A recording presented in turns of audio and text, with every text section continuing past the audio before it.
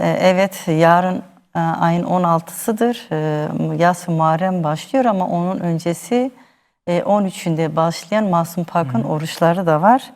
Öncelikle bu Muharrem ayında tüm canlara barış, adalet getirmesini diliyorum bu süreçte. Evet, Masum Muharrem ayı Aleviler için çok yani yastan çok Hazreti Hüseyin'in duruşu bizim için çok Alevilerde önemsediğimiz.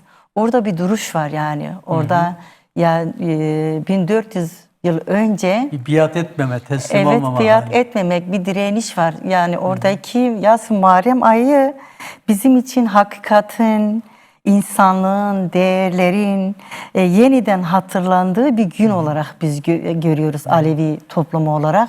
Oradaki direnişi önümüze tez alarak yani bugünkü direnişlere cevap olabilme.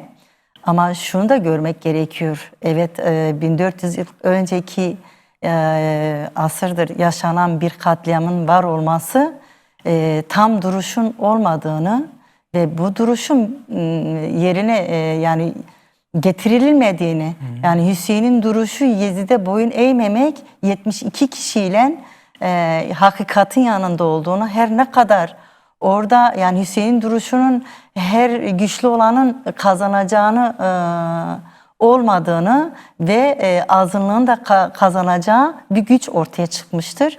Ama şu ki gündemle güncelle karşılaştırırsak demek ki biz Hüseyin'in duruşunu tam sergilememişiz. Sergilemediğimiz için Prim'in de belirttiği gibi biz Dersimleri yaşadık, biz Çorumları yaşadık, biz Maraş'ı yaşadık. Bunları yani halen de yaşıyoruz. Bunların Alevi cephesinde yani şimdi dönüp Hazreti Hüseyin'in duruşuna ağlayıp Prim'in de dediği gibi sızlamaktansa biz bugünün Kerbala'sını görmek zorundayız. Yani bir sorumluluktur bu, bir görevdir. Alevi'nin inancında ve vicdanında hani Yunan deyimde atasözü diyorlar ama bu bizim yolumuzdur. Kendin ol. Biz kendimiz olmadığımız müddetçe biz yolumuza da hizmet edemeyiz. Biz haksızların karşısında da duramayız. Bugünkü sürecinin karşısında da duramayız. Süreç gerçekten çok zorlu bir süreçten geçiyoruz. Şu da yani küçük bir pencere açarak Dersim coğrafyasında 5 yıldır kaybolan bir kadın canımız var yani. Bu resmen Gülistan Doku'dan evet Gülistan Doku'dan bahsediyorum. Bu Alevi inancında Alevliğe yapılmış bir zulümdür. Alevi coğrafyasında bir kadın can kayboluyorsa eğer ki Aleviler bunun yanında durmadıysa, bunun sonuna kadar direncini vermediyse bu Alevilerin yolunda bir direnişin olmamasıdır yani. Tabii ki orada bir direniş var. 5 yıldır direniyorlar, yapıyorlar ama bizim Alevi duruşuna ve gerçekten hani her zaman zulmün karşısındayız ya. Bu demek ki biz orada zulmün karşısında durmamışız. Alevice inancımızın duruşunu... Belki yeterince sonuç alıcı olamamışız. Evet yani. Evet. Biz bunu yapmış olsaydık 5 yıl halen çözülmeyen canımızın sorunu çözülmediyse bu birinci derecede biz Alevilerin sorumlusu olduğunu yani düşünüyorum kendimce. Yani bu yani oruç tutarak biz orada yani hani açlıkla terbiye etme değil de insanların yani anlayabilmek, ya vicdan... bu inanç gereği insanların oruç tutmalarını çok yadırgamamak gerekiyor ama evet, sorunun burayla çözülmediği noktasında bakmak daha doğru. Bakmak gerekiyor. Yani komşunu anlayabilme, sorunları anlayabilme, adaletli olabilme, bu adaleti ne kadar taşıyabiliyorsun, karşıdaki zulmü ne kadar görebiliyorsun, buna ne kadar dahil olabiliyorsun. Bugün bizim yani bu bütün Alevilerin yani bu dünyanın sorunudur ama biz Aleviler her zaman kendimize diyoruz ya zulmün karşısındayız. Dünyada var olan bir zulüm var yani. Bunun içinde Aleviler de yok oluyor. Yani Alevilerin Alevilerin birinci derecede sorunu olması gerektiğini düşünüyorum. Çünkü biz Aleviler her zaman her yerde ezilen ve görülmeyen bir penceredeyiz. Yani halen bugün Avrupa'da bile bir Alevinin bir seçime katılması üzerine çarpı atılıyor yani. Bunların büyük eksikler olduğunu ve bizim Alevi olarak bir güç olmadığımızı, bir duruş sergilemediğimizi, o kadar kirli şeyler dönüyor ki biz kirlilikten yani hiç olmadık yani. Kirliliklerin onaylamadık. Bu kirliliğin karşısında durabilmek için bizim güç olmamız gerekiyor. İnancımızı yaşayabilmek için bizim toplumsal olarak bir arada olmamız gerekiyor. Dünyanın neresinde olursak olalım bunları görüp bunları beraber yani sondan başlayarak evet yani Alevilerin birinci derecede sorunu olması gereken sorunlardır. Evet, eğer ki bugün bir kadın nafakası kesiliyorsa orada yani bu sürecin hani barış ve demokratik sürecinin oluşumunun olması mümkün değil yani.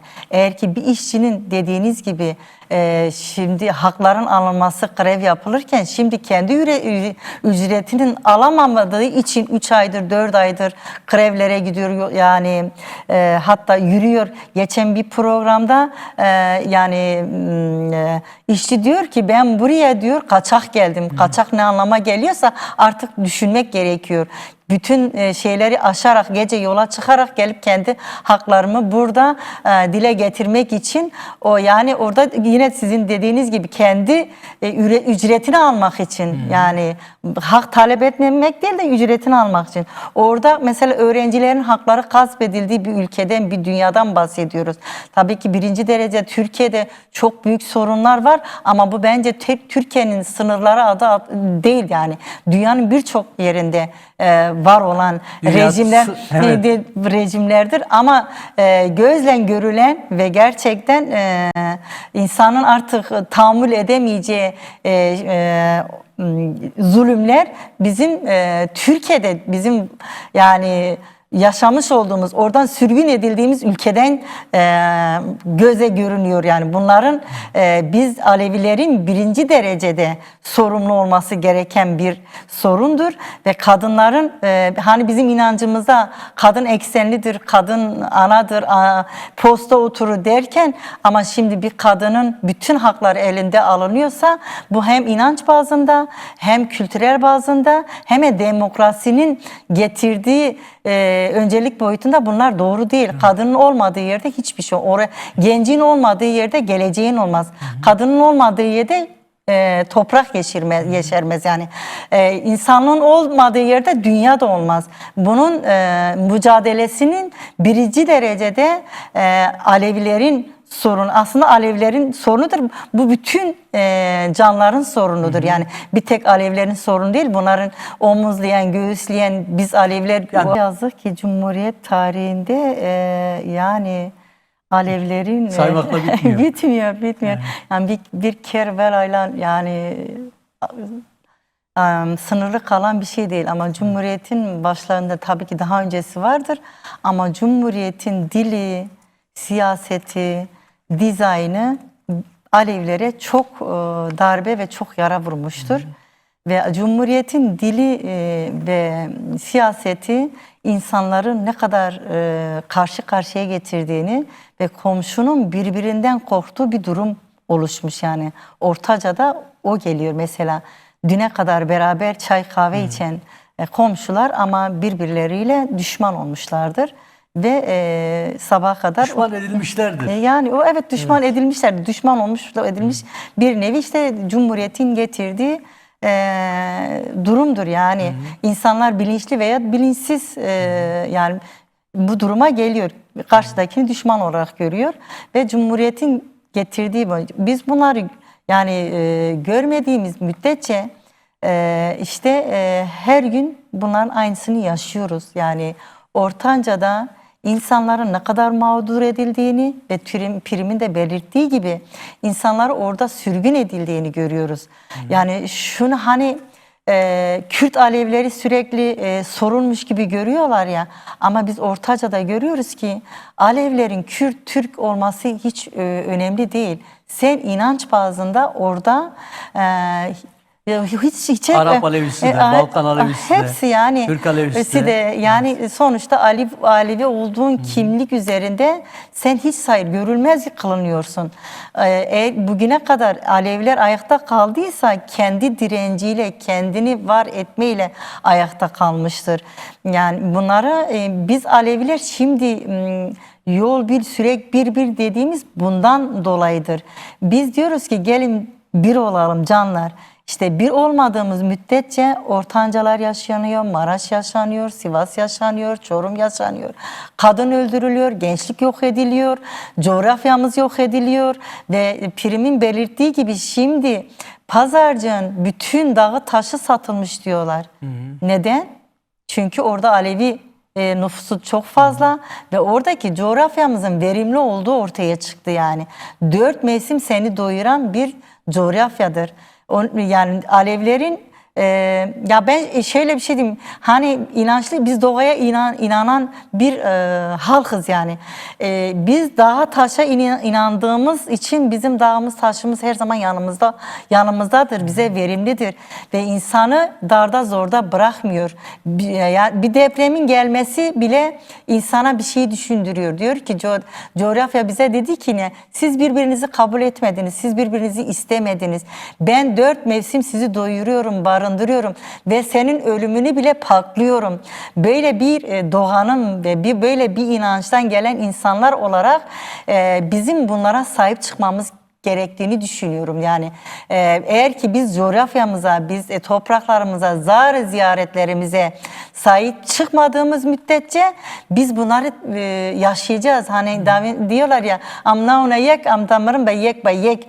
Bizim şimdi buna çok ihtiyacımız var ve bugün halen bir gün önce Munzur'a gidip talan eden, öbürsü gün gelip Elif Ana'yı talan eden aynı zihniyettir. Aynı zihniyettir. Ve bizim toprağımızla, bizim Alevi coğrafyasıyla çok uğraşıldığını ve bizim inancımızı, dilimizi, kültürümüzü yok edecek bir siyasetle, bir zihniyetle karşı karşıyayız. Ya şimdi Alevi öğretisinde emek kutsaldır diyoruz yani. Bu demokrasi, emek ve demokrasi mücadelesi gerçekten bir emektir. Kutsaldır yani. Bunun içinde mesela cemevlerin ibadethane statüye kavuşması, devletin bütün inançlara eşit davranması, zorunlu din derslerin kaldırılması, kamusal yaşamda ayrımcılığı tamamen kaldırması, bu demokrasiyi ve barışı birinci temelleridir yani. Hiçbir din, bir ırk, bir mücadele, yani azınlığın hepsinin içine alması gerekiyor.